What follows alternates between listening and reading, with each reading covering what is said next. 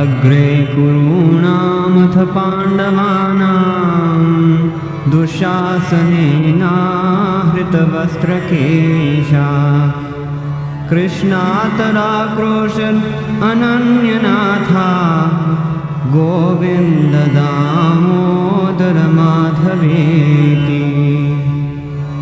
For the assembled Kurus and Pandavas, when Dushasana caught her hair and clothing, Krishna, Draupadi, having no other lord, cried out, Govinda Damodar Madhava. Shri Krishna Vishnu Madhukaidabhare Bhaktanukampin Bhagavan Murare Trayaswamam Keshavalokanatha Govinda Damodara Madhaveti. O Lord Krishna, Vishnu, enemy of the Madhu and Kaitava demons, O Supreme Personality of Godhead, enemy of Mura, merciful upon the devotees, O Keshava, Lord of the worlds, Govinda, Damodar, Madhava, please deliver me. Vikretu kama kila gopa kanya Murari padarpita chitta vrittihi Tadhyadikam mohavashanavochar Govinda Damodara Madhaveti. Though desiring to sell milk, dahi, butter, etc., the mind of a young gopi was so absorbed in the lotus feet of Krishna that instead of calling out, milk for sale, she bewilderedly said, Govinda, Damodar, Madhava.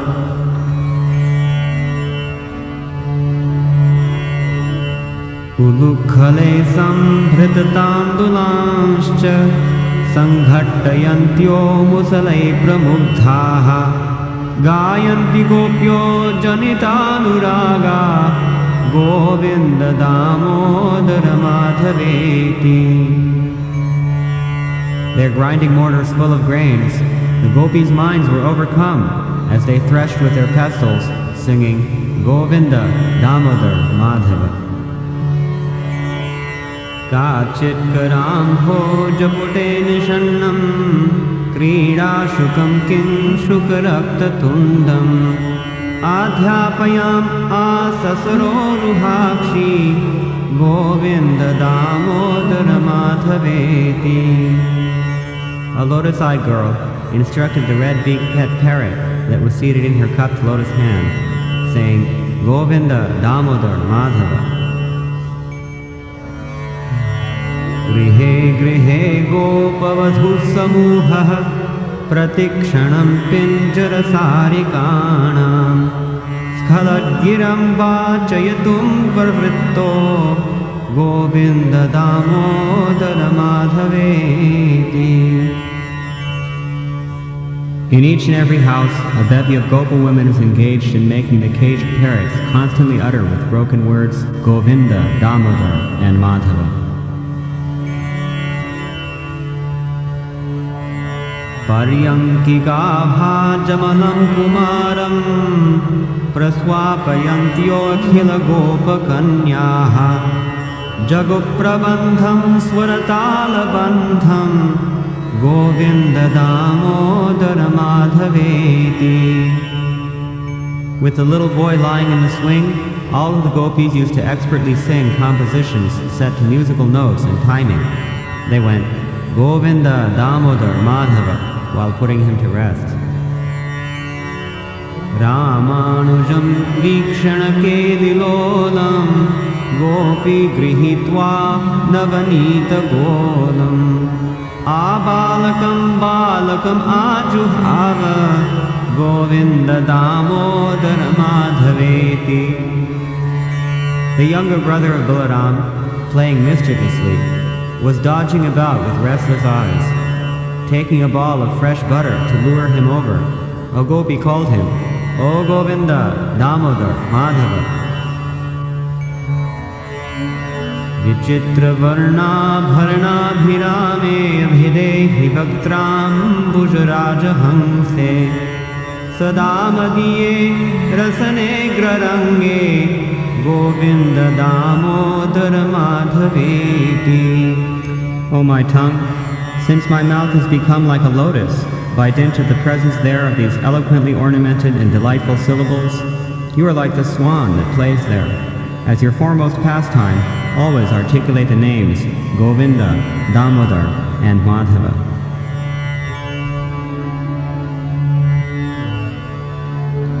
Ankadhirudham shishugopagudham stanam dhayantam kamalaikakantam sambodhayam asamudaya shoda Govinda Damodara Madhaveti. The one and only Lord of Lakshmi Devi, as an inconspicuous cowherd baby, was seated in the lap of Mother Yashoda, drinking her breast milk. Merged in bliss, she addressed him as Govinda, Damodar, and Madhava. Kridantamantar vrajamatmanam swam samam vayasyai pashupalavalaihi premna Yashoda prajuhava Krishnam Govinda Damodara Madhaveti. Her own son was playing in Braj with his playmates, the boys of his age, who protect the animals. With love, Mother Yashoda called out to Krishna, Govinda, Damodar, Madhava. Yashodaya gadham ulukhalena gokantapashena nibadhyamanam rurodamandam navanita bhoji Govinda Damodara Madhaveti. Being firmly tied up to the grinding mortar with a cow's rope by Mother Yashoda, the plunderer of butter softly whimpered, Govinda Damodar Madhava. Nijangana kankana kelilolam gopi grihitva navanita golam Amardayat panitalena netre Govinda Damodara Madhaveti. In his courtyard, Krishna was carelessly playing with a bracelet. So a gopi took the ball of butter to him, and shutting his eyes with her palm, she distracted him. O Govinda Damodar Madhava. Grihe grihe gopavadhu kadambaha sarve militva samavaya yoge punyani namani padhanti nityam Govinda Damodara Madhaveti. In house after house, groups of cowherd ladies used to gather on various occasions, and together they would always chant the transcendental names of Krishna, Govinda, Damodar, and Madhava. Mandara mule vadanabhiramam dimbadhare purita venunadam go gopi janamadhya samstham Govinda Damodara Madhaveti. His face is pleasing, and the flute at his lips is filled with divine sound. Amidst the cows, gopas and gopis, he stands at the base of a coral tree. Govinda Damodar Madhava. Utthaya gopyo pararatra bhoge smritva yashoda sutta balakenim gayanti prochair dadhi manthayantyo Govinda Damodara Madhaveti. Having risen early in the Brahma Muhurta and remembering the childhood pastimes of the son of Mother Yashoda, the gopis would loudly sing while churning butter, Govinda Damodar Madhava. Jagdhota datto navanita pindo grihe Yashoda vichakitsayanti uvacha satyam vadahe murare Govinda Damodara Madhaveti. Having churned and then set aside a fresh lump of butter in the house, Mother Yashoda was now suspicious. It had been eaten. She said, Hey, Murari, Govinda, Damodar, Madhava. Now tell me the truth. Abhyarcha geham yuvati pravidha prema pravaha dadhi nirmamantha gayanti gopyotha sakhi sameta Govinda Damodara Madhaveti.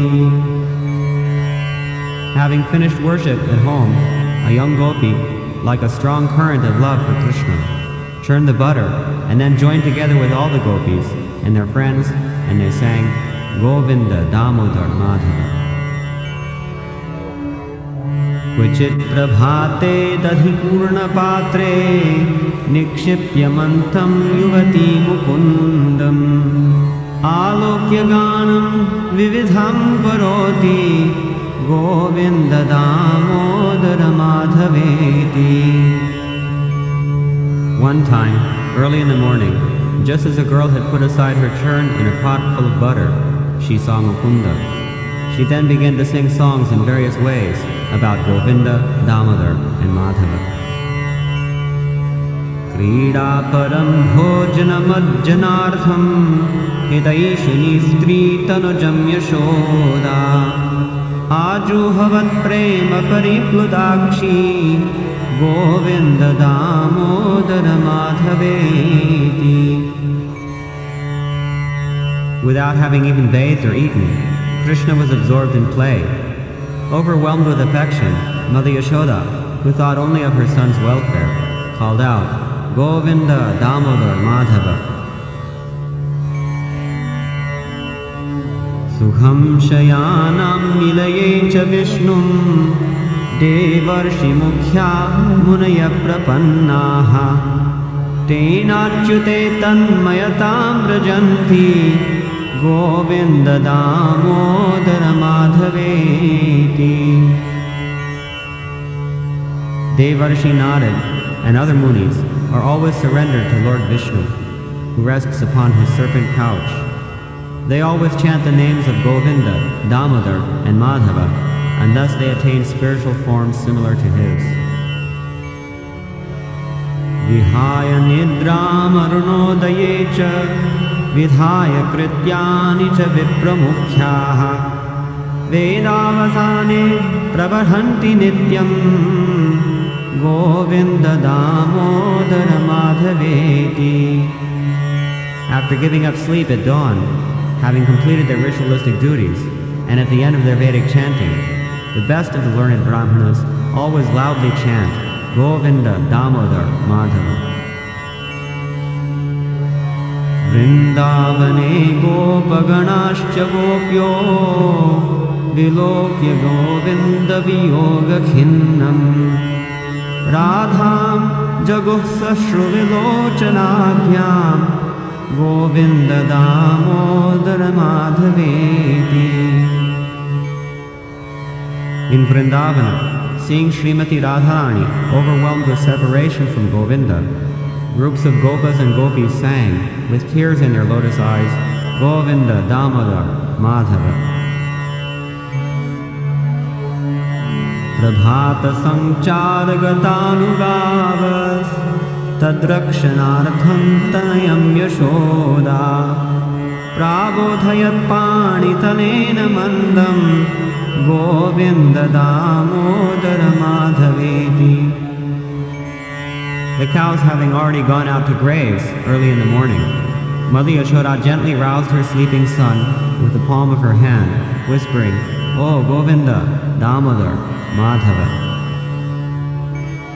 Ravala Shobha iva dirghakesha Vadambu parnashana kuta deha Mune tarunam munaya padhanti Govinda Damodara Madhaveti. With long matted hair the color of coral and bodies purified by eating only leaves, water, and air, the sages sit beneath the trees and chant Govinda, Damodar, and Madhava. Evam bruvana virahatura vrajam vrajastriya Krishna vishikta manasaha Visrijya lajjam rududusma suswaram Govinda Damodara Madhaveti. Thus the ladies of Vraja, who were so attached to Krishna, felt extremely agitated by their imminent separation from him. They forgot all worldly shame and loudly cried out, O Govinda, O Damodar, Madhava. Gopi kadachin manipinjarastham shukam vacho vachayatum pravritta Anandakanda Vrajachandra Krishna Govinda Damodara Madhaveti.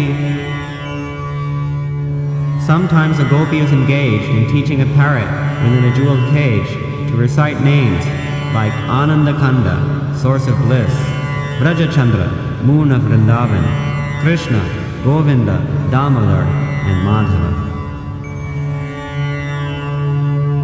Govatsabalai shishukakapaksham Badhantam ambhojadalayataaksham Uvacha mata chibukam grihitva Govinda Damodara Madhaveti.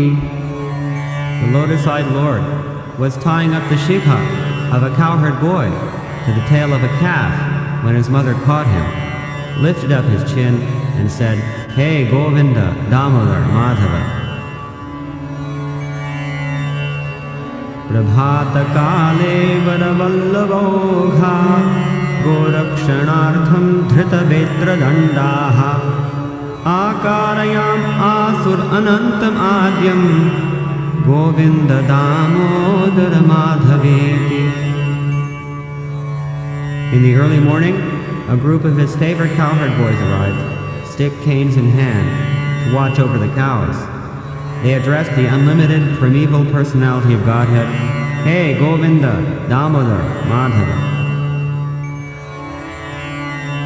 Jalashaye kalya mardanaya Yada kadambad apatan murare Gopanganascha krushur etya gopa Govinda Damodara Madhaveti. When Lord Murari jumped from the Kadamba branch into the water to chastise the Kaliya serpent, all the gopis and cowherd boys went there and cried out, O Govinda Damodar Madhava. Akruramasadya yada mukundaschapotsavardham mathuram pravishtaha tadasa paurair jayatitya bhashi Govinda Damodara Madhaveti. After Mukunda had met with Akrura and entered Mathura to attend the ceremony of the breaking of the bow of Kamsa, all the citizens then shouted, Jai Govinda, Jai Damodar, Jai Madhava. Kamsasya dutena yadaiva nitao Vrindavanantat vasudeva sunao Ruroda gopi bhavanasya madhye Govinda Damodara Madhaveti.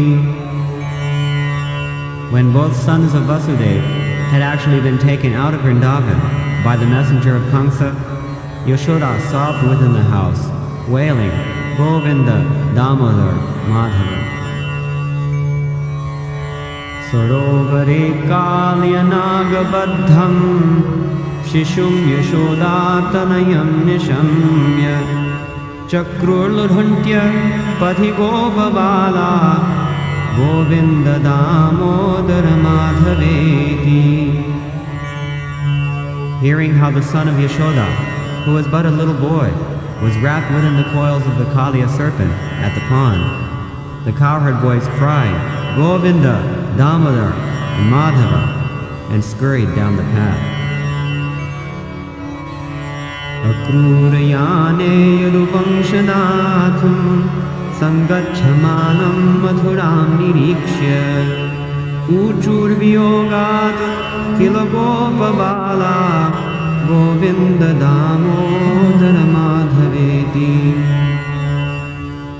Seeing the Lord of the Yadus proceeding towards Mathura upon Akrura's chariot, the cowherd boys, upon realization of their impending separation, said, "O Govinda, Damodar, Madhava."